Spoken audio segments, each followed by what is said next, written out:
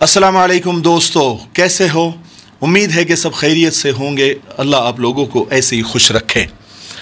आज हम हमारे इलाके कोंडवा के नगर सेवक हाजी अब्दुल गफूर पठान साहब के ऑफ़िस में हैं और यहाँ हम बैठे हैं। आज उनका हम इंटरव्यू लेने वाले हैं और कुछ सवालात उनसे करने वाले हैं आज के हालात के मुनासिबत से। जैसा कि आप लोग जानते हैं कि आज मुल्क के हालात किस तरह से चल रहे हैं और किस तरह से नफ़रतों को बढ़ावा देकर अपनी सियासत चमकाने की कोशिश की जा रही है। तो और फिर आजकल जो जिस तरह का मंदिर मस्जिद का और मंदिर मस्जिद के ऊपर के लाउड स्पीकर का जो मुद्दा है, भोंगों का जो मुद्दा है, अजान का जो मसला है, उसके ऊपर काफ़ी विवाद और काफ़ी झगड़ा आजकल चल रहा है मीडिया पर, सोशल मीडिया पर। तो और ये महाराष्ट्र में, यहाँ पर महाराष्ट्र नवनिर्माण सेना मनसे ने ये मुद्दा बहुत ज़्यादा उठाया है। और हमारा इंटरव्यू लेने का मकसद सिर्फ ये है कि हम हमारी कौम के जो सियासतदान हैं, दानिश्वर हजरात हैं, उलमा हैं, उनके जज्बात को भी आप लोगों के सामने रखें। फ़ैसला आपको करना है कौन सही है कौन गलत है। हमारा मकसद सिर्फ इनके जज्बात, क्योंकि आजकल गोदी मीडिया का ज़माना है, एक तरफ़ा बातें बताई जाती है और एक समाज को और उनके रहबरों को और उनके रहनुमाओं को, उनके सियासतदानों को जानबूझकर इग्नोर किया जाता है, साइडलाइन किया जाता है और उनके जज्बात को सामने नहीं रखा जाता। इसलिए पहले हमने सबसे पहले मनसे के जो शहर अध्यक्ष थे, हमने उनका इंटरव्यू लेकर आप तक पहुँचाया। अब हम यहीं पर हमारे कोंडवा इलाके के जो नगर सेवक है हाजी अब्दुल गफूर पठान साहब, उनसे कुछ सवालात करेंगे। आप इनके भी जज्बात सुन लीजिए और भी हम दानिश्वरों से मुलाकात करेंगे, उनके भी जज्बात आप तक पहुंचाएंगे कि देखिए ये जो मुद्दा है इसको मुसलमान कौम और उनके रहबर और रहनुमा, उनके सियासतदान किस नज़रिए से देखते हैं, इनके जज्बात क्या है। उनके तो आपने सुन लिए, अब आप इनके भी सुनिए। हाजी अब्दुल गफूर पठान साहब, आपका सबसे पहले हमारे मिफ्ताही चैनल में आपका इस्तकबाल है। शुक्रिया। अस्सलाम वालेकुम व रहमतुल्लाहि व बरकातहू। सबसे पहला सवाल हाजी साहब आपसे ये है कि राज ठाकरे की जो पर्सनालिटी है, शख्सियत है, आपकी नज़र में कैसी है? वो कैसे इंसान हैं? आप क्या देखते हैं? उनका इतिहास, उनका जो अभी वर्तमान है, वो क्या है? मतलब आपकी नज़र में क्या है? देखो, राज ठाकरे के ताल्लुकात से जो मेरे रुझान हैं, ऑलरेडी अभी पिछले महीने भर से, 1.5 महीने से जो चल रहा है, ऑलरेडी पूरी दुनिया ने उनके तासुरात सामने आ चुके। मैं अभी आखिरी में बता रहा हूँ कि जो मीडिया चैनल ने जो राज ठाकरे को जो कार्टून बनाया है, एक व्यंग्य चित्रकार बनाया है, नकलाकार बनाया है, ये किसी की तरह और से बात कर रहा है, ये बीजेपी की टीम है, ये मुस्लिम और हिंदू लोगों में फसाद डाल के इनके पक्ष को बढ़ाने के लिए, जो मरा हुआ पक्ष है इसको बनाने के लिए काम कर रहा है। यही मेरे नज़र में उनका। बाकी ठाकरे फैमिली से ये बहुत लंबे, एक ठाकरे फैमिली का एक अलग इतिहास है, इन्होंने उसको ख़त्म कर दिया। अच्छा, उनके बदलते रूप को आप कैसे देखते हैं? उनके बदलता रूप, एक उनका जो मरा हुआ पक्ष है उसको जिंदा करने के लिए मुसलमानों के ताल्लुकात से बेधड़क कुछ भी बोलो। मुसलमान हिंदुस्तान में, हिंदुस्तान को प्यार करता है, चाहता है, इसलिए हर चीज़ जज्बात में आके समझदारी से काम लेता है और मुसलमानों के खिलाफ बोलने का यही उनका मंशा है। अच्छा, ये हाजी साहब, ये जो लाउड स्पीकर का जो मुद्दा है, हमने पिछले दिनों इंटरव्यू लिया तो उन्होंने कहा, और सब चैनल पर यही कह रहे, और राज ठाकरे ने अपने भाषण में भी कहा कि ये धार्मिक मुद्दा नहीं है, ये सामाजिक मुद्दा है।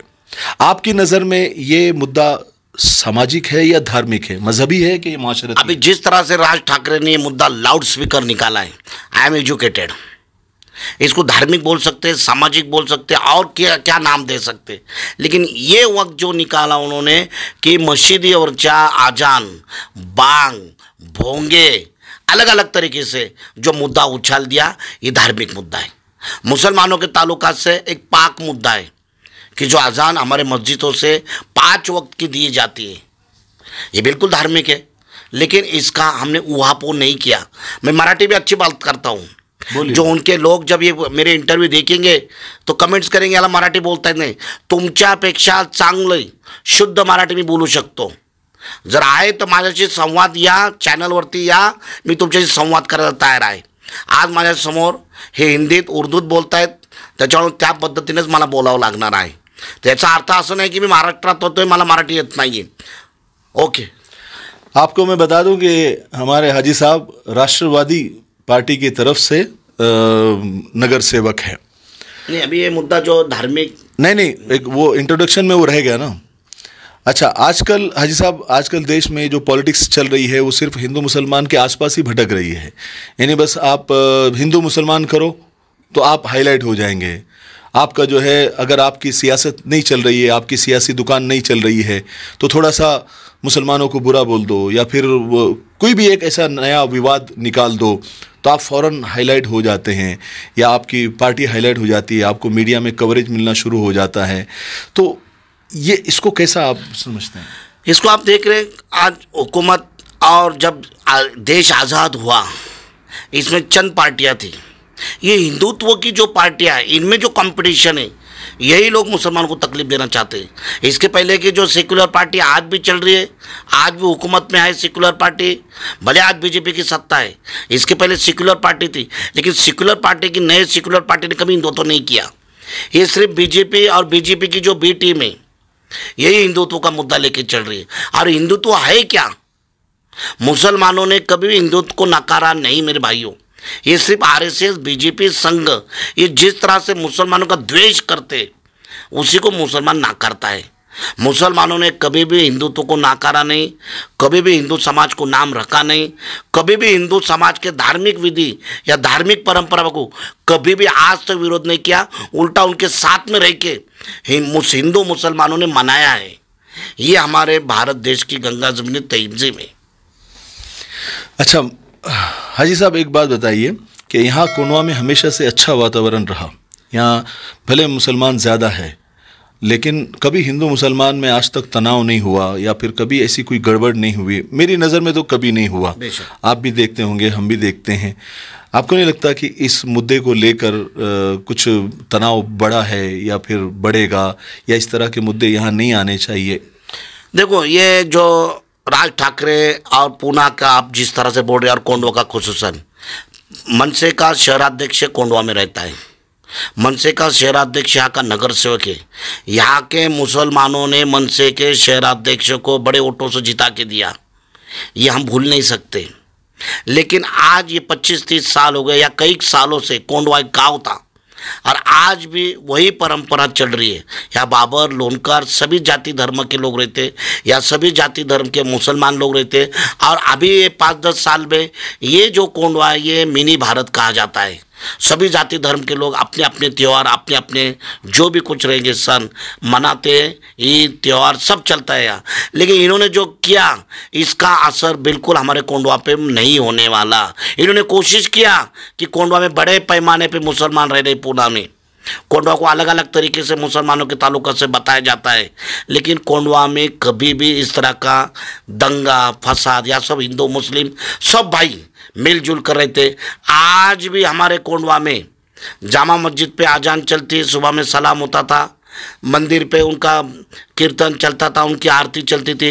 बहुत अच्छा. ये सवाल मैं आपसे अगला मेरा है कि ये लाउड स्पीकर के मुद्दे से सिर्फ मुसलमानों को तकलीफ नहीं हुई या मुसलमानों के जो है लाउड स्पीकर नहीं उतरे, बल्कि मंदिरों से भी जो है लाउड स्पीकर उतरे हैं. उनके भी जो भजन होते थे या जो कीर्तन होते थे या जो भी उनका होता था उनको भी, तो ये मुद्दे से दोनों समाज को तकलीफ उनकी बढ़ गई.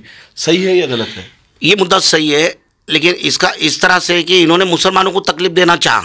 मुसलमानों को तकलीफ देंगे तो हमारा पक्ष बढ़ेगा, लेकिन इन्होंने ये नहीं सोचा कि मुसलमान 12%, 13%, 15%, लेकिन 85% लोग बाकी भी है.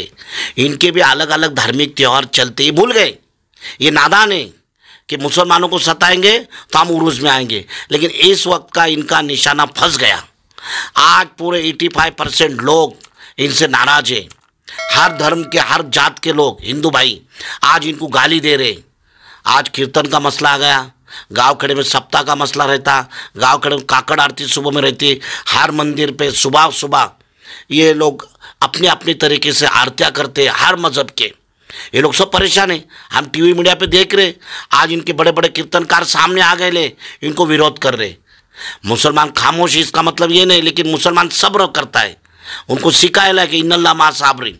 लेकिन आज उसका सब्र का आज उसका फल मिल चुका है कि आज हिंदू समाज पूरा राज ठाकरे के खिलाफ निकल चुका है।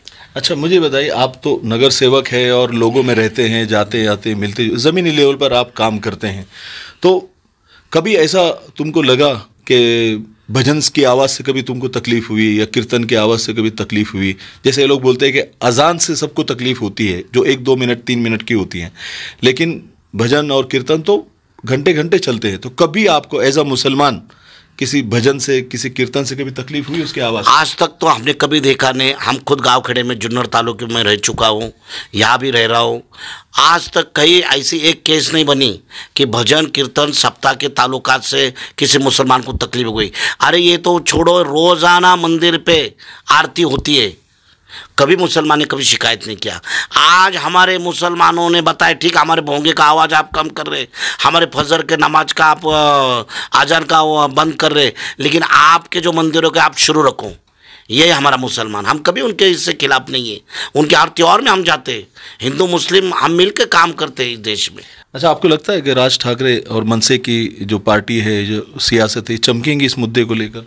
ये राज ठाकरे की पार्टी बिल्कुल चमकने वाली नहीं। राज ठाकरे को बीजेपी के साथ जाना पड़ेगा। एक बड़ा कॉन्ट्रैक्ट हो चुका है, उसकी प्री तैयारी ये सब चल रही थी कि क्या होता है। और इसमें हिंदुत्व के ताल्लुकात से जो उन्होंने आज एजेंडा लिया है, उनका जो राज मुद्रा, उनका झंडा, उनका रुवाया, उनकी टोपी सब बदल चुकी है। अभी पहले जैसे मनसे नहीं रही। पहले मनसे को हम सैल्यूट करते थे, पहले मनसे को हम सर लेते थे। आज हमारे दर्जे में मनसे आएंगे तो हम उनको धिक्कार देंगे। मैं खुद पॉलिटिकल हूँ, मैं पॉलिटिकल के ताल्लुकात से नहीं बात करता, आप आवाम की बात करें। जब हमारे मंदिर मस्जिद पे आएगा तो हम बिल्कुल वह पार्टी और इंसान नहीं देखते। एक धर्म में सार्वभौमत्व भारत है, भारत देश में एक सब अमन सुकून है।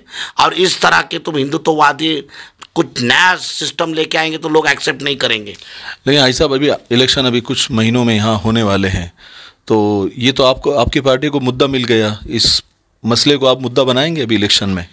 नहीं, ये मसले का मुद्दा है ही नहीं। ये तो सडनली हमारे सामने इनकी पार्टी जिंदा करने के लिए आया था और इनका ये मुद्दा है ही नहीं है। मुद्दा बहुत बड़ा है जो आज सेंट्रल गवर्नमेंट में बीजेपी है, और यहाँ ये आज महंगाई का बड़ा मुद्दा है, एजुकेशन का मुद्दा है, बेरोजगारी का मुद्दा है, हर चीज़ का मुद्दा है। ये भोंगा, लाउडस्पीकर, आजान, मंदिर, मस्जिद, ये मसला है ही नहीं साहब। इससे कुछ नहीं होने वाला है। हमारी नमाज चलने वाली, उनकी आरती चलने वाली, हिंदू मुस्लिम भाई एक दूसरे को मिलने वाला, ये पक्ष बढ़ाने का इनका मुद्दा था, ये पूरा फेल हो चुका। अब इनको कैंडिडेट भी नहीं मिलने वाले। इन्होंने दो समाज में तोड़ तेड़ निर्माण करके रख दिया है। अच्छा, आखिरी सवाल आपसे कि ये जितने भी मसाइल अभी चल रहे हैं, इससे तो एक नफ़रत की भावना है या फिर जो हमारे हिंदू मुसलमान के आपसी भाईचारगी है, मोहब्बत है, इसको ठेस पहुंचाने की कोशिश है ये एक तरह से। तो ये तो छोड़ दीजिए, लेकिन आपस में भाईचारा बढ़ाने के लिए या फिर जैसे इन लोगों ने कहा कि मस्जिद और मदरसे में आप जाकर देखो, वहाँ पर धाड़ डाल के देखो, आपको बहुत कुछ ऐसा मिलेगा, ये मिलेगा। तो ये गलत फहमी जो दिमागों में डाली जा रही है हमारे गैर मुस्लिम भाइयों के दिलो दिमाग में, तो इसका सलूशन क्या आप देखते हैं? क्या ऐसे आपने ये जो आप मुझे आखिरी सवाल पूछा, मेरे खुद रुझान थे कि आपके पूरे सवालात होने के बाद में मेरे कुछ रुझान आपको देना चाहता हूँ। आप सही मुद्दे पे आज पहुँचे। ये जितने भी आपने सवालात किए, ये चंद सवालात किए। आज जो यहाँ का मुसलमान जो मनसे से नफरत कर रहा है, यहाँ का जो हिंदू इंसान जो मनसे से नफरत कर रहा है, यही वजह है कि राज ठाकरे ने जब पहली सभा बॉम्बे में लिए, मुंबई में लिए, वहाँ से उन्होंने शुरू किया कि भोंगे मस्जिद काय चलते हैं, मदरसत काय चलते हैं। अरे क्या चलता है? हम हिंदू भाई के घर बाजू में बड़े बड़े बिल्डिंग है, हम सब साथ में रह रहे। हिंदू भाई रोज़ अगर उनके बच्चे बीमार गिरते हैं तो हमारे मौलाना से दुआ का पानी लेके जाते हैं। उनको कभी दिखा नहीं वहाँ। ये चंद कहीं कुछ होता होगा, पूरे देश में ऐसा नहीं है मेरे भाई। वो लेके हम बहुत नफरत उनसे करते हैं। हमारी नफरत है उनसे कि हमारे मस्जिद और मदरसे के ताल्लुकात से अगर आप इस तरह के बयान करते तो ता कयामत तक हम आपको माफ़ नहीं करेंगे। मुसलमान हिंदू भाई भी आज परेशान हैं।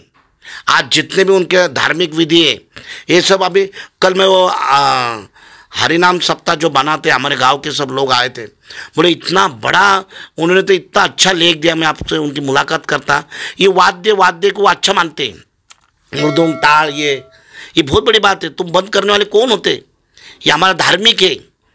ये जो स्पीकर भी उन्होंने धार्मिक बताया, उन्होंने ये गुमराह कर राज ठाकरे की पार्टी सिर्फ उनको एक बढ़ चढ़कर ऊपर आने के लिए।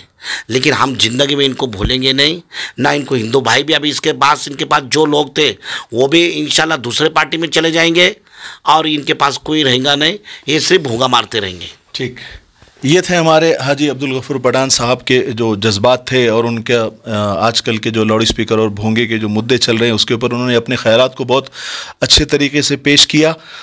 उनके बातों का लुब्ब लुबाब ये है कि ये सब सियासी स्टंट है और ये इससे पहले भी ऐसे कई उन्होंने मुद्दे उठाए, लेकिन वो सब एक तरह से फ्लॉप ही हुए हैं और ये मुद्दा भी जो है ऐसे ही फ्लॉप होगा और इसमें कोई जान नहीं है। लेकिन उनको जो थोड़ा सा अट्रैक्शन चाहिए था, थोड़ा मीडिया का अटेंशन चाहिए था या जो भी उनको चाहिए था, शायद उनको मिल गया। मुझे नहीं लगता कि अब क्योंकि इस मुद्दे से जो है मुसलमानों से ज़्यादा हमारे गैर मुस्लिम भाइयों को इससे तकलीफ़ हुई है, तो सब इसके मुखालिफ हैं। इस तरह के आपके सारी बातों से हमको और जितने भी लोगों से हम बात करें, इस तरह का ही हमको एक नतीजा सुनने को मिल रहा है। तो अब आपको हाजी अब्दुल गफूर पठान साहब के जो ख्यालात थे वो कैसे लगे, आप सहमत हैं नहीं सहमत है, आप कमेंट सेक्शन में ज़रूर बताइए। हम आपका कमेंट का इंतज़ार कर रहे हैं। अस्सलाम वालेकुम व रहमतुल्लाहि व बरकातुहू।